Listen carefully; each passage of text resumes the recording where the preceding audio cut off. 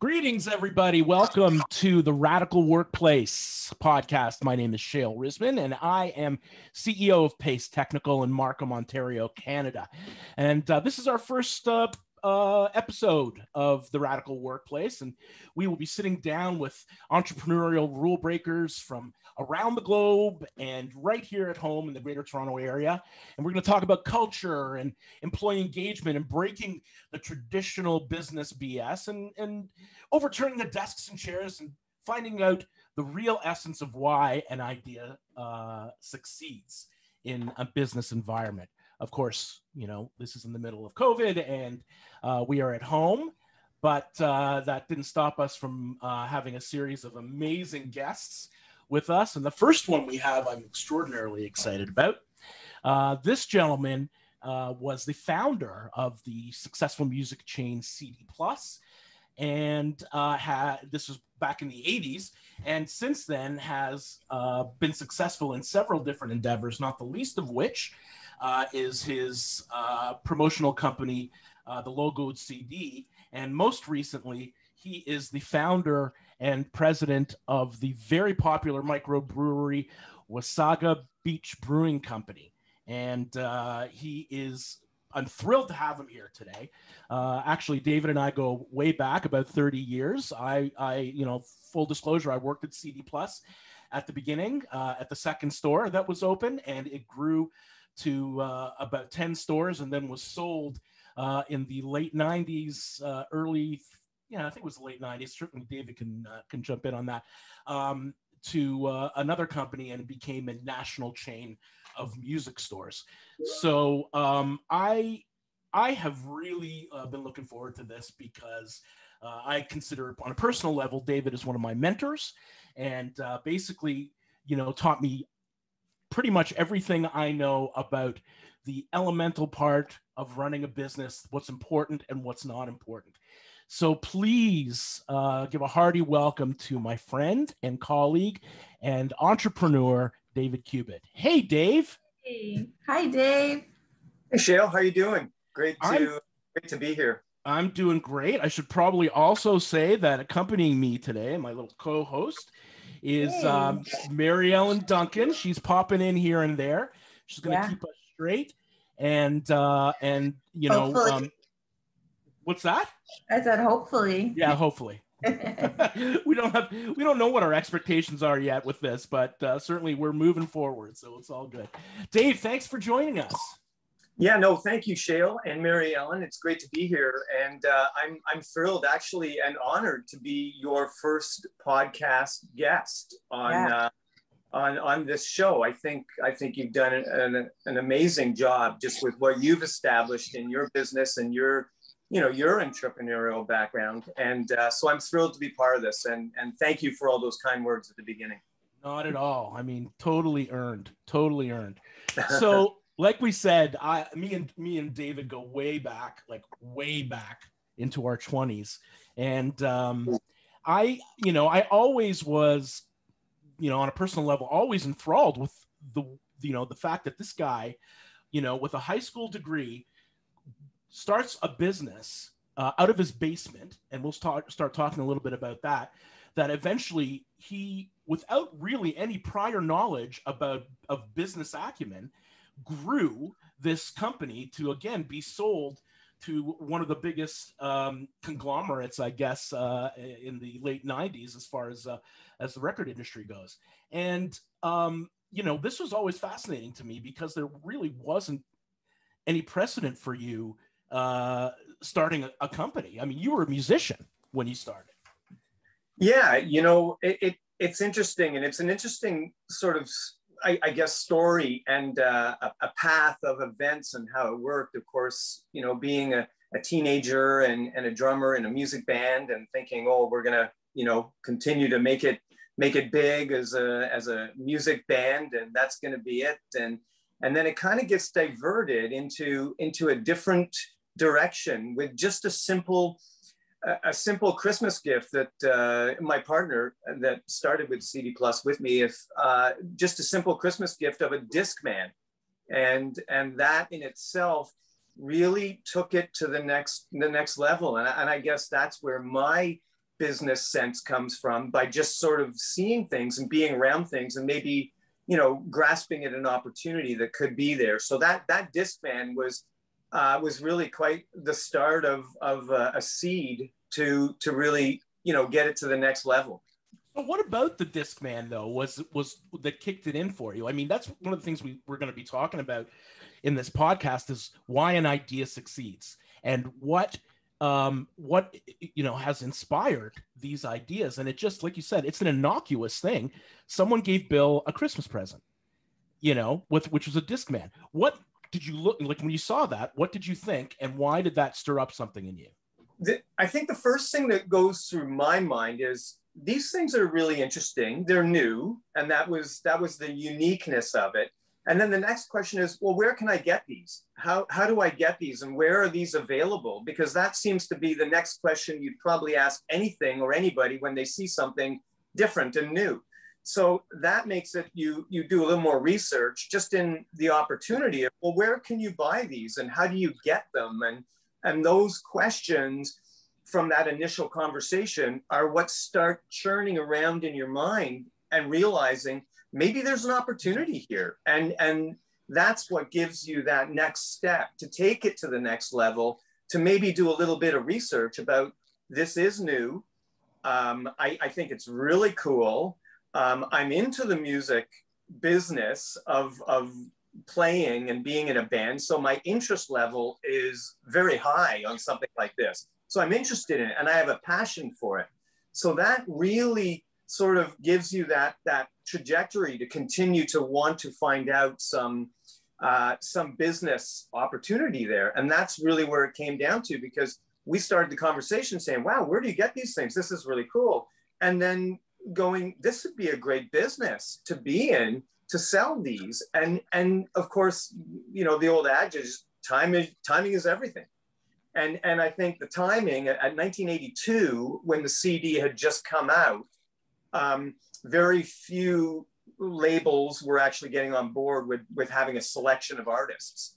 So that slowly started to increase. So by the time we started and actually thought of maybe doing a business and presenting a CD business, was by 1988, when, you know, that was when they were almost becoming in full flight and taking over for the cassette and the record album. So it seemed to be the next opportunity to get on board with. It was definitely the next opportunity. And so it took you kind of 5 or 6 years to develop the idea. Well, I should just go back on that. Well, what happened was Bill, I think Bill got the CD player in like 86 or 87. Okay. Yeah. But the Discman.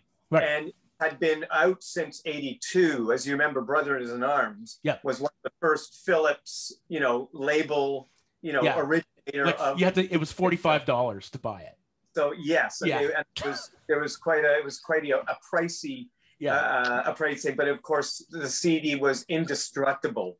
It was, you know, you could play it forever, and it had beautiful sound. Although that's been debated later on in years. So, but that's sort of where the seed took place, and that's where it takes place. Most of the things that I've always come up with, you know, in the beer company also, which we can get to. But the CD Plus was a wonderful opportunity, and you know, we just grew that to a $15 million retail sales world. Yeah, and timing in, timing out.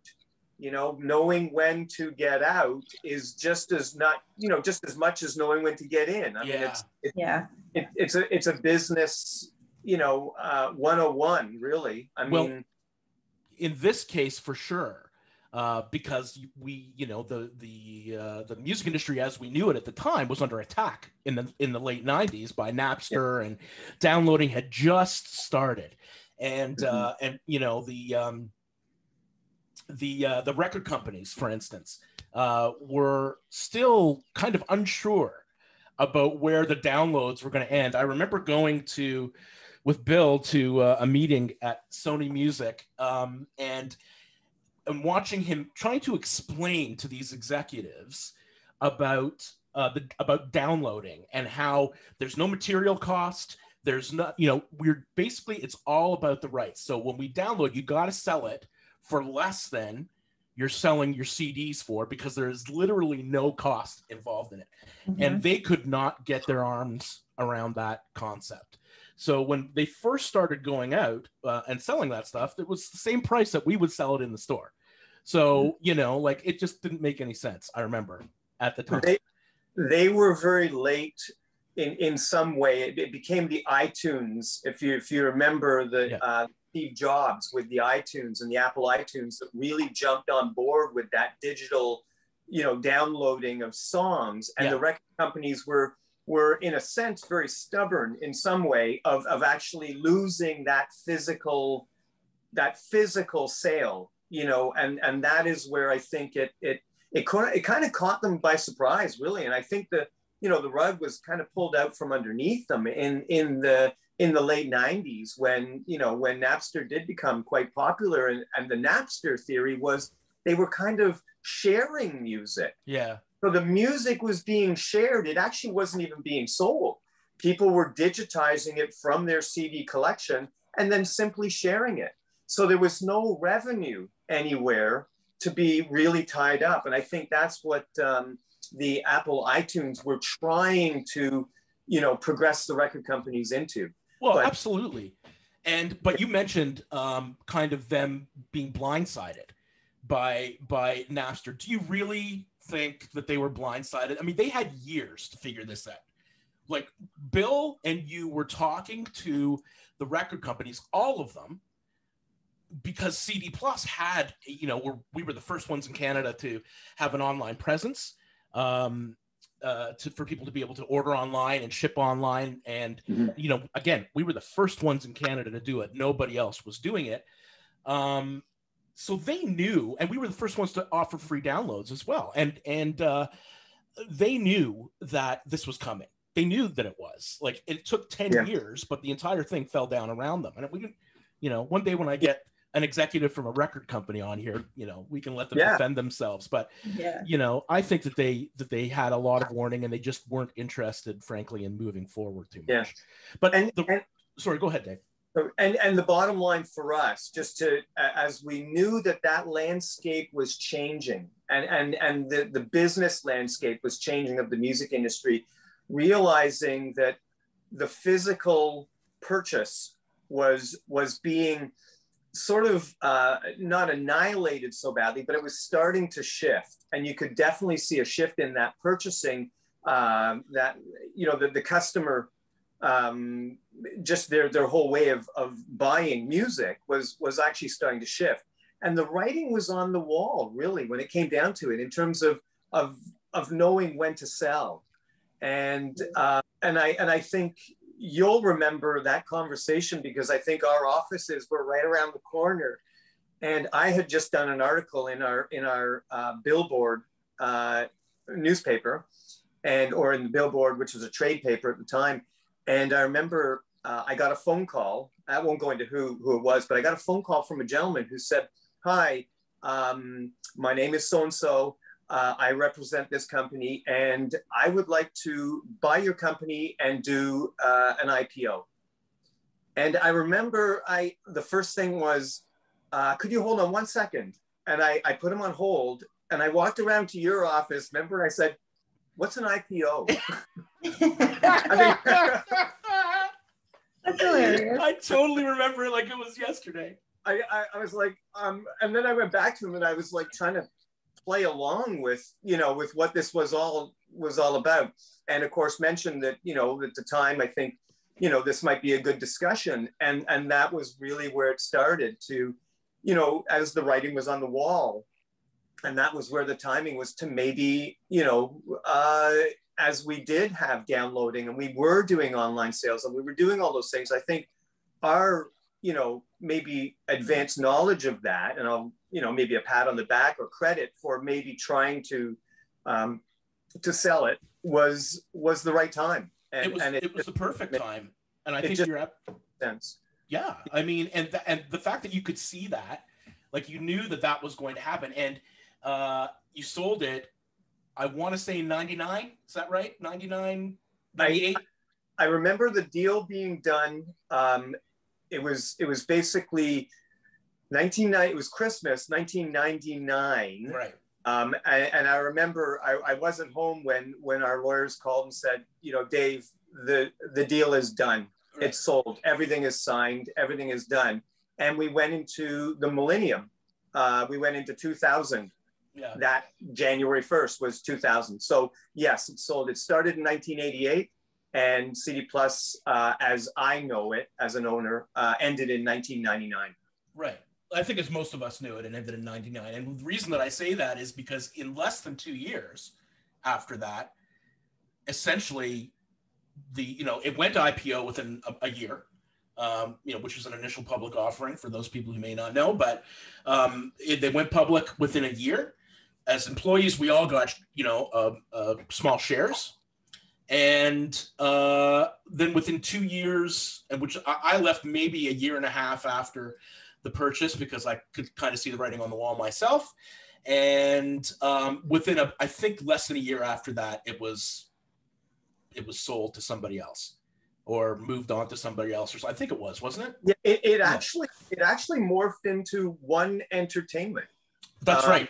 Remember, and you remember the gentleman that did that, who was a great guy who came on board. Yeah, and that's right. And now we know it basically as One Entertainment, and you'll probably see that in a lot of movies and things. Well, you do now as a big music distributor. So we can say his name. Movie. Darren is Darren Troop, who is I still think the CEO of E1 Entertainment. I think he is, and he's a great guy. What a force! Always a great guy. Always a force. That was done at the beginning. We had he had a used record store, Urban Sound Exchange, right, out in Nova Scotia area in New Brunswick, and they bought them at the same time and kind of turned it into a used and new CD stores. And that was just to say that was actually once they bought us CD Plus. My job, I suppose, was to then convert them into CD Pluses and get into the used market business. And that was where we sort of researched into Darren out in Halifax and started talks with him. So and brought him on board. And he, like I said, oh man, what a great guy. What a he was very smart. He's still obviously shot to the top. Like when I saw that he was with the merge and everything from the old CD Plus into Entertainment One, which I think also brought in Records on Wheels and other stuff in there, right? Yeah. And he was in charge. I'm like, they couldn't have made a better choice. This guy is incredible. But let me ask you this, Dave. Let's just step back a little bit because we kind of went. Here's where you started the company, and here's where you sold the company. But when you started, you were you were young. You were in your mid-20s.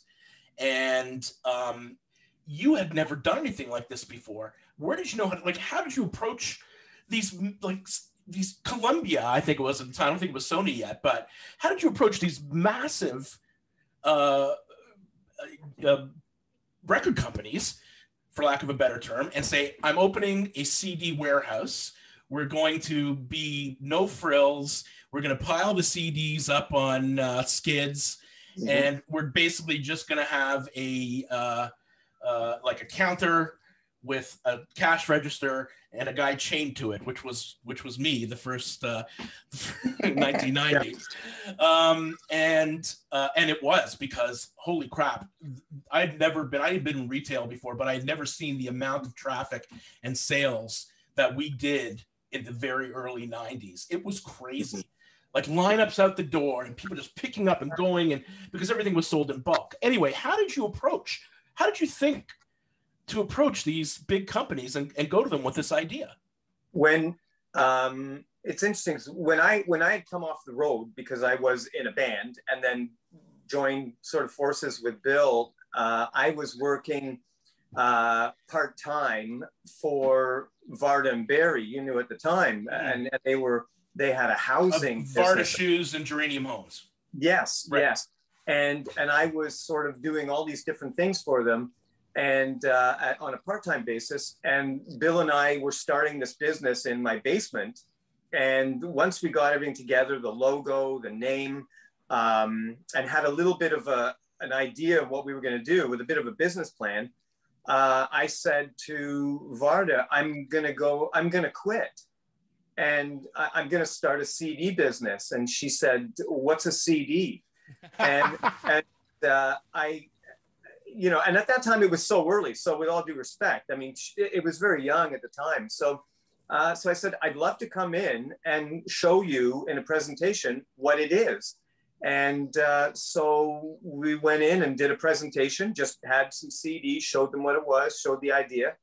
And they said, you know, we will invest in basically they were investing in the people, you know, the people and the idea, but not so much knowing much about the business of the music business or even knowing the CD. I think they were investing in, you know, the person. And I don't mean to, you know, sound like that, but they were more trusting in what they had learned from me and my work ethic and what I'd been doing for them. And I think that was a big, you know, that was just a comfort level for investing into it. And that's kind of where the CD warehouse concept came, with a catalog. That was the whole idea. It was supposed to be a front end music store with a back end shipping out the back door for a catalog, so that you didn't have to carry so much inventory. So when we did go to the record companies and pitch it, our initial pitch was, we're going to have hits in the front, but we're going to have a thick catalog, like a 2,000 page catalog with every single listing of CD available. So that was the enabling to be able to have an inventory. And then it just grew from there. Yeah, it wasn't even retail at the beginning. It was just like right behind you there is a cover of one of those magazines. And there wasn't even a retail location when you started. Yeah, exactly. Right? It really was. It was just a mail order style business with some hits in the front. And that's where we approached the record companies. And I think they were intrigued in it. And since we did have some backing investment, I think they started taking us more and more, you know, seriously. And then as we kept growing with warehouse locations, you know, these were, you know, 5,000 square foot warehouse locations from Kingston to Windsor. So they became quite a big, you know, we became quite a big force. I think we were in the top 10 in purchasing with the record companies across Canada. I know we were.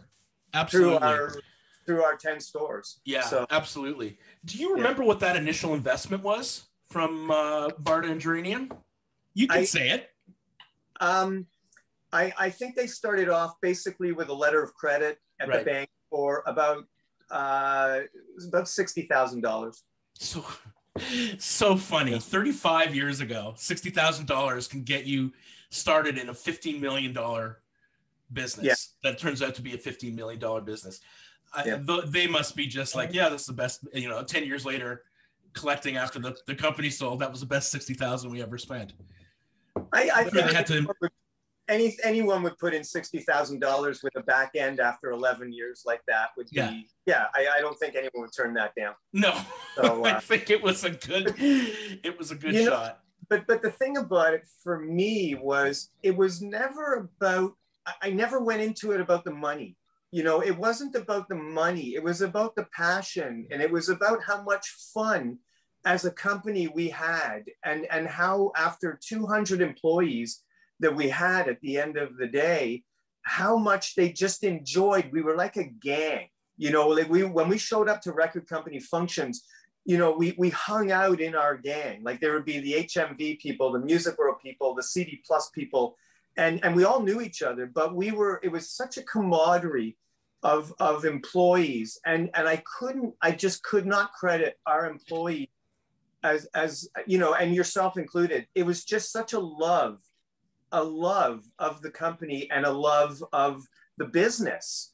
And I think that's really what made it what it was, you know, and I think that's part of the whole, you know, that radical way of being in business, you know, of creating an atmosphere that you have at your business and you know, taking that to your customers, like, and they know that, and it comes. So it was never really about the money. It was always like at the end of the year, it'd be like, oh wow, yeah, we made that much money. That's great, isn't it? That's good. Yeah, it's good. That's good, you know, isn't it? Isn't it good? Yeah. Yeah, I mean, that's the big part. I mean, just on, again, on a personal level, you know, and how I run our company with my partner is those are the things that I learned. You've said it yourself, and when we, you know, we're going to move on to the Wasaga Beach Brewing Company in a second, because that's your current involvement. But the thing that you have stressed in the past, like you said right now, is that it's never been about the money. Even at the beginning, you're like, I want a place to live, I want to pay my bills, and I want to do something fun that I can, you know what I mean? And so you had a passion about this CD effort. Yeah. You had a passion about, you know, starting this business and not really knowing about it, but knowing that you were totally into it. And it's that passion that when you pass that on to the people who are working for you, that changes the way that they look at their own jobs, and it changes the way that they look at their families, and it changes the way that they look when they come in to work. We were a retail company, and, you know, as we moved on into the mid 90s, I was in charge of operations. And so I could, you know, I saw, and at that point, I think by the mid 90s, we had 7 or 8 stores, maybe even closer to 10. I think the last store was Burlington. I'm Michael Chagru, president of Pace Technical. For over 20 years, we've been the leader in managed and co-managed IT for businesses in the GTA. If you want a proactive, process-driven approach to IT, we can help. Our complete care service eliminates issues and gets businesses the most out of their IT investments. We provide help desk support for quick response when you have issues, proactive maintenance to keep systems running, enterprise-grade security to keep you safe, and IT strategy for better business decisions. Book a free 20-minute IT gauge at pacetechnical.com today.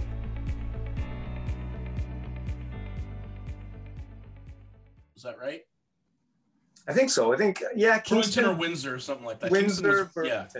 But anyway, so I had my hand in the hiring of all the of things that were happening in all of these stores, and the attrition that other retail locations had in HMV and Sam's and the spinning door, just, it was not the same thing for us. Our managers stayed, our employees stayed. And it's not like they were making a huge amount of money. We were getting paid the same as we would have made at HMV or Sam's or whatever. But you had created a workplace where people wanted to come during the day. Yeah. And you created a situation where your employees were, and I speak as one of your employees, were there, you know, you made their prime job to stand in the floor and to talk to people and talk about music. And that was what we were all passionate about. That's why we're working in a record store, you know, at the end of the day. So for me, I just loved sitting in the middle of the floor and talking to people about music. And, you know, walking around, I had regulars that would come in looking for me. Yeah. And that I still talk to this day. And, you know, they would basically just say, Shale, take me around and show me what I should buy. I'm going to buy 10 CDs today. And I would just say, this is great. This is great. I really like this one. And that made me thrilled, because that was somebody saying, I'm just going to take your word and I'm going to buy this stuff. So you created a passion in the employees as well. Was that something that you knew about? Did you have to read about that? Like that, was that like innate in how you wanted to run a business? I think, you know, it's interesting because it is about just being a good person all the way around, like just trying to work at something together so that we're all in this together, you know. And that was something that, it's a trickle effect, you know. It starts at the top and it does work its way down, even to the end user, the customer. They can tell, they know, you know, disgruntled employees and things like that. I mean, it just works that way. And I think it's more of a natural thing, because you're having so much fun and there's a passion towards it.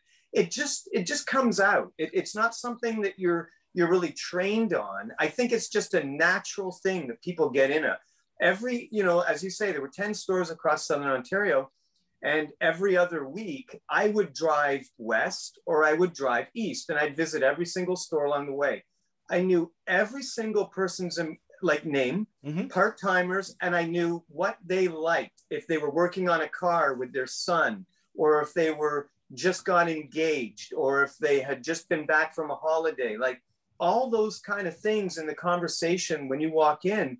It's, you know, oh, I just showed up and some, you know, the truck has just showed up. Well, let's unload it, you know, let's all do it. And it wasn't about any kind of hierarchy. It was about a working together, because we just all loved it.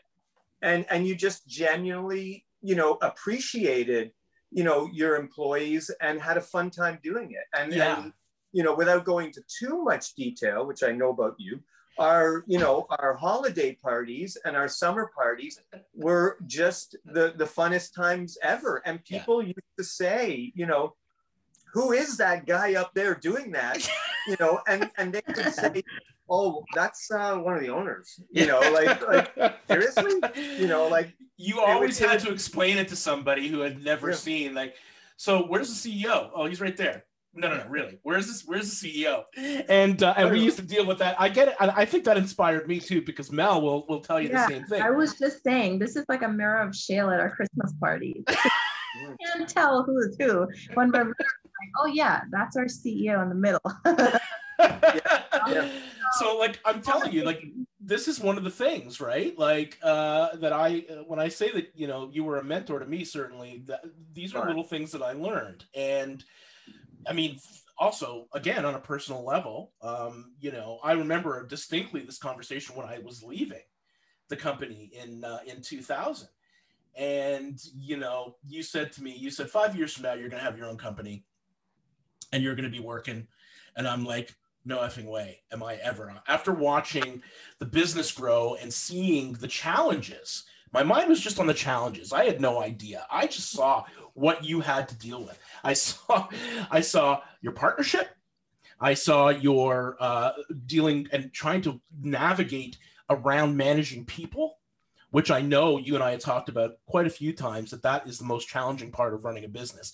You know, certainly there's a lot of other things going on, but people will always be your biggest kind of challenge.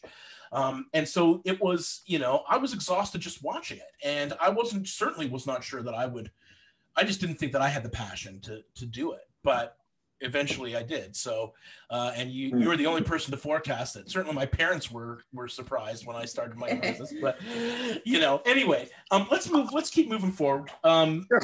I mean, you went from, you know, CD Plus, you started the Logoed CD, which is a promotional company that basically owned its own music, its own royalties, its own publishing.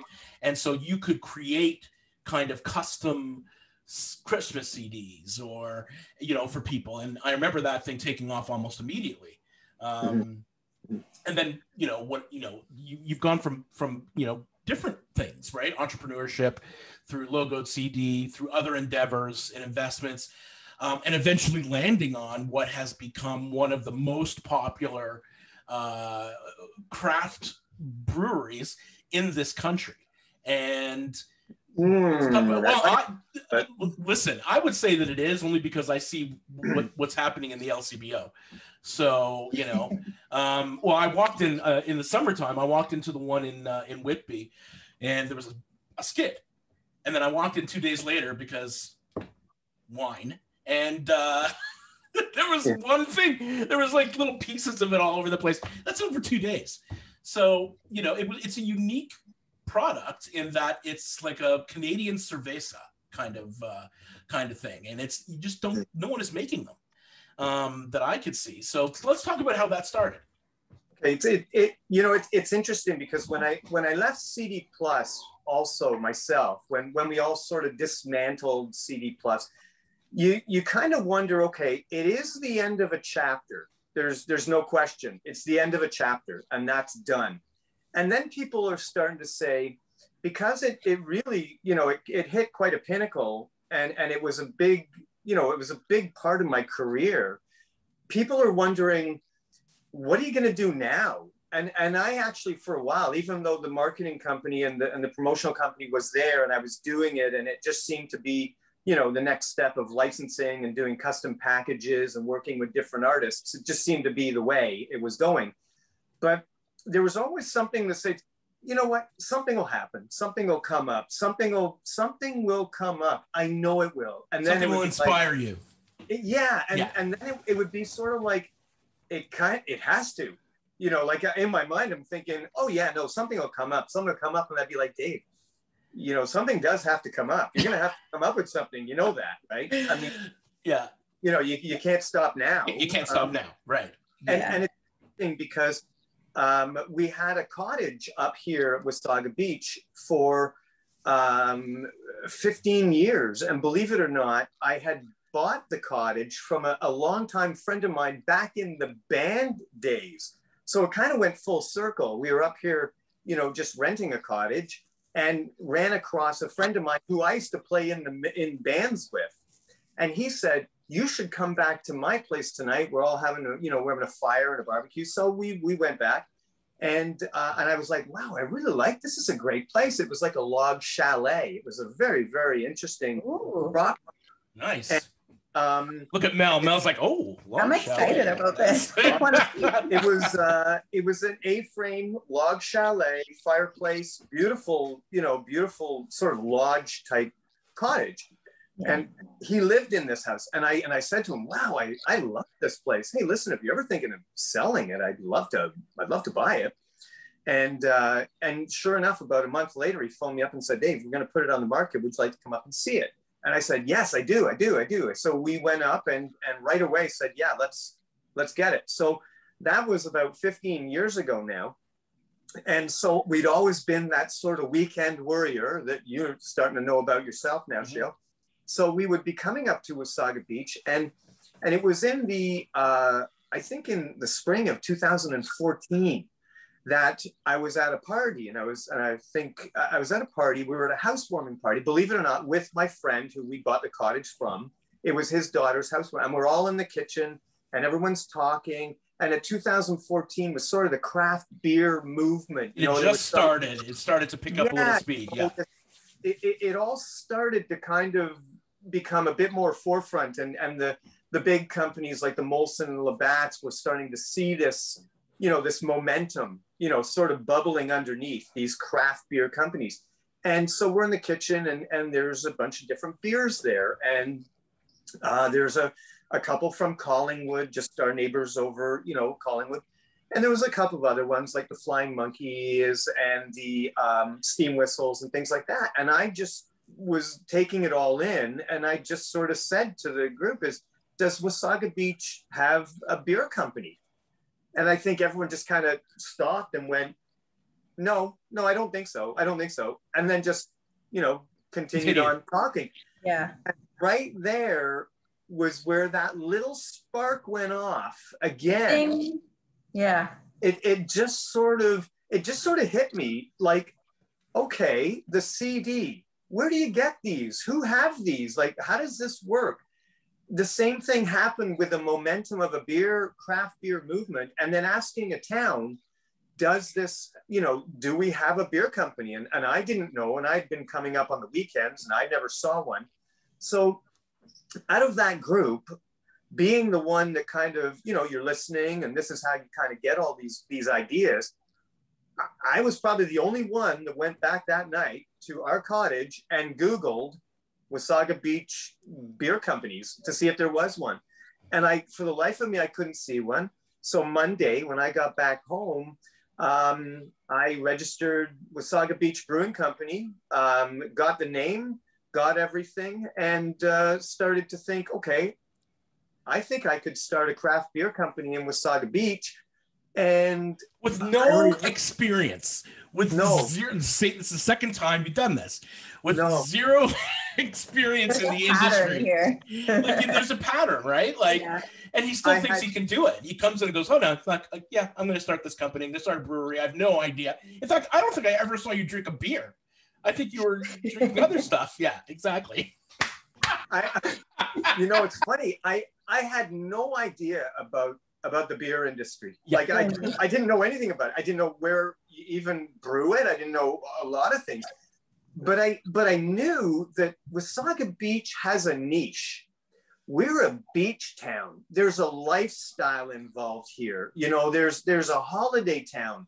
There's where people come up to get away. So the marketing attraction to that is when you come up here, you're on holiday. And you know, like when you're in Barbados, you drink a Banks beer. When you're in Jamaica, you drink a Red Stripe beer. When you're in Cuba, you drink a Cerveza or a Presidente Cerveza, or you know, like there's that marketing opportunity on top of the fact that you're selling beer. So that is kind of that little bell that went off. So I went back to the guy who I bought the cottage from, who had been living up here for 20 years and knew a lot of people, and said, hey, want to start a beer company? I got a business plan here. Give this, and I had already put together a business plan on, you know, the beer company and how it would be a marketing opportunity and how it would be this and that. And he said, yeah, sure, I'm in. And that kind of what got us started. But where it really got started was at a steam whistle wedding, talking to a guy saying, I'm going to start a beer company. And he told me, you should phone my friend in a beer manufacturing plant, and he might be able to help you out. So we went down to this plant and said, we didn't tell them the name, we didn't tell them anything that was going on, because I didn't want Wasaga Beach to be out there as an opportunity to someone who already had it, you know. So I didn't want it to become something. And they said, yeah, okay. Once we put together the presentation and the pitch, we were ready to launch a beer company. And actually it was incorporated in 2014. We did not pour any physical beer until April of 2016. It took us 2 years to the name, the trademark, the recipe, put it all together. It was a lot of incubation time to put it all together once it was going. But believe it or not, we had to get the name out there. So I said, let's sell T-shirts. So believe it or not, we started Wasaga Beach Brewing Company a year earlier as a T-shirt company, so that we could take the name, so that we could, you know, sort of grab the territory before we even had beer. So we were it was kind of ironic, and a lot of people reporting saying they're a beer company that doesn't have any beer.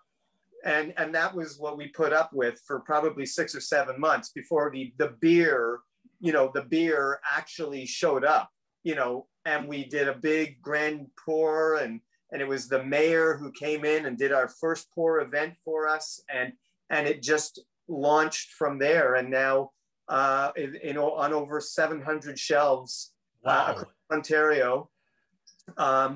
You know, so we're I guess a marketing force. And it always to me is our niche is that we are a beach beer. That is our niche. That is our lifestyle. Like, come up here, enjoy a Wasaga Beach One Cerveza.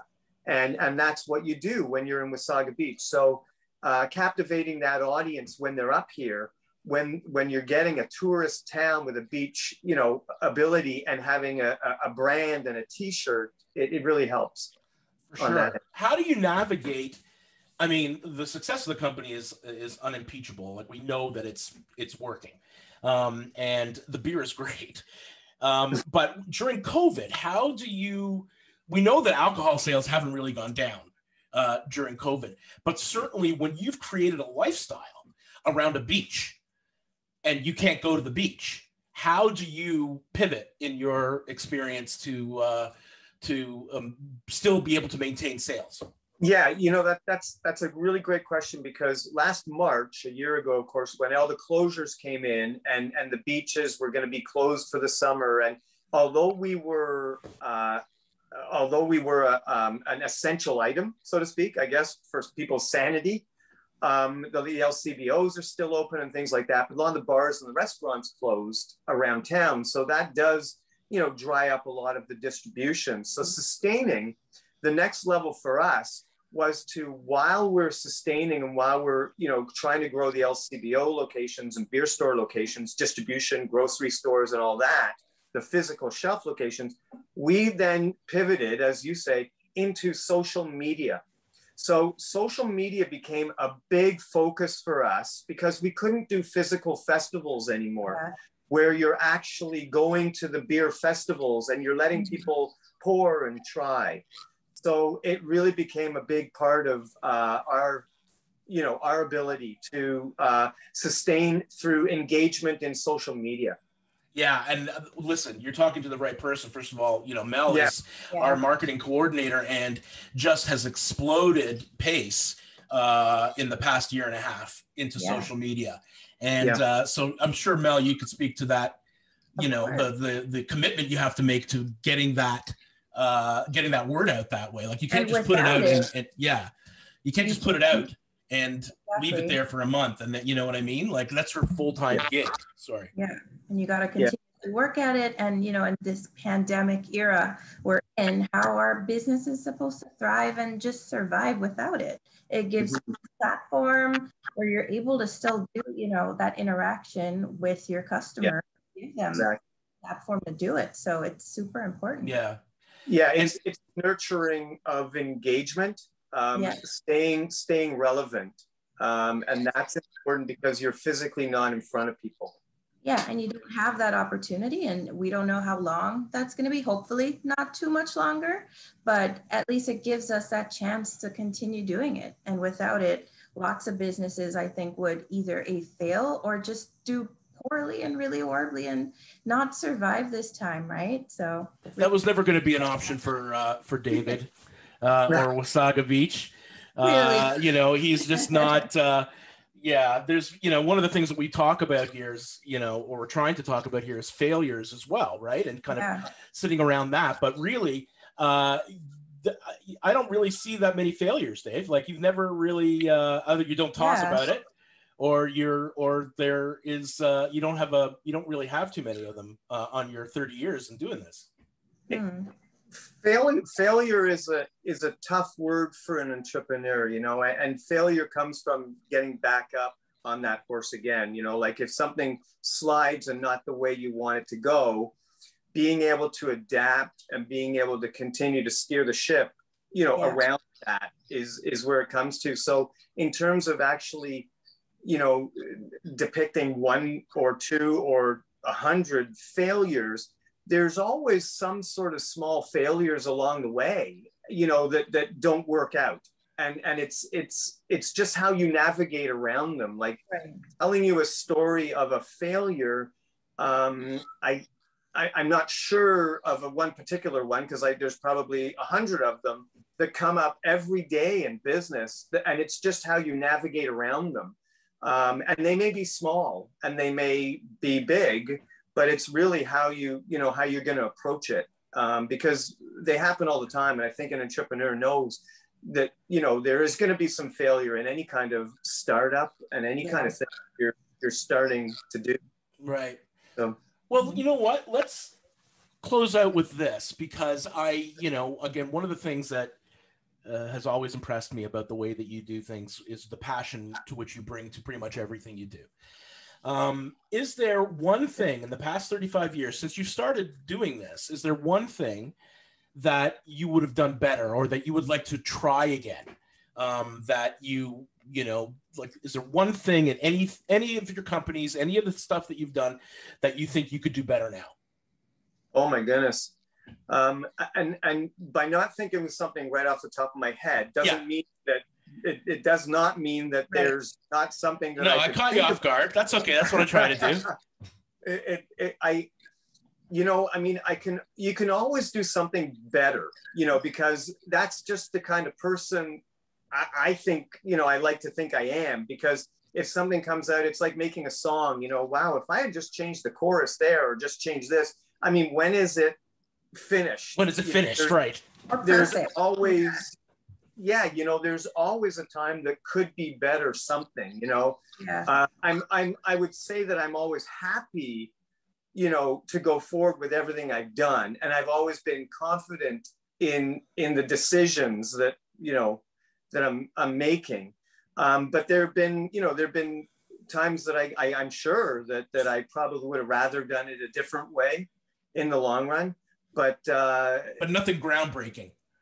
I think, yeah. No, I mean, no regrets. Yeah. Could it? No, but let's revisit that in about a year. But that can be said at any time in the 35 years. I still say that to myself. Like, okay, well, I've been doing this a long time. Someone asked me, do you have any regrets? I'm like, not this second, but ask me in a year. Things change, and you got to be prepared for it. And again, that's the kind of stuff I learned from David Cubitt is the passion and the dedication and the singular commitment to an idea and growing that idea, and watching it bloom into extravagant situations. Like, went from his basement to a $15 million business. Went from nothing to this 700 shelves across the country. This is sorry, across Ontario, right? My bad. Across Ontario. And I mean, this is the story of entrepreneurship. This is the exact story of entrepreneurship. And it's not like you're a serial entrepreneur where you're just like, okay, I'm going to start something. You wait until you're passionate about it before something like that happens. Because I think innately you understand that that's where you're going to be successful. Is your passion is going to drive the fact that you may not have all the information, the fact that you may not know what you're getting yourself into. None of those things mattered. And that's what makes you an amazing leader and an amazing business person. And I thank you so much for being with me on my pilot project here today. And I just had a bang up time having a conversation with you. It brought me back, and your passion is always inspiring to me. So, Shale, thank you so much for having me, and what you've achieved is great. And I there's no question the landscape and the philosophy you have at Pace Technical is I think it's unfounded, and that's, I think, a large part of the success. And I think that's where we all come from. It's all about people, and it's all about passion, and it's all about commitment. And those ingredients, really, chasing the dollar doesn't always work. I mean, the dollar comes when all the ingredients are in the right place. And I truly believe that, That's a great place to end it. That's what I learned from you, and that's how I believe, and certainly Mel can tell you that's how we run the company. Exactly. So thanks again, David Cubitt from Wasaga Beach Brewing Company and CD Plus and about a million other things. Thank you so much for being here, and we will talk soon. Thanks, everybody. This is so much fun, David. Thank you. Thanks, Marion. Thanks.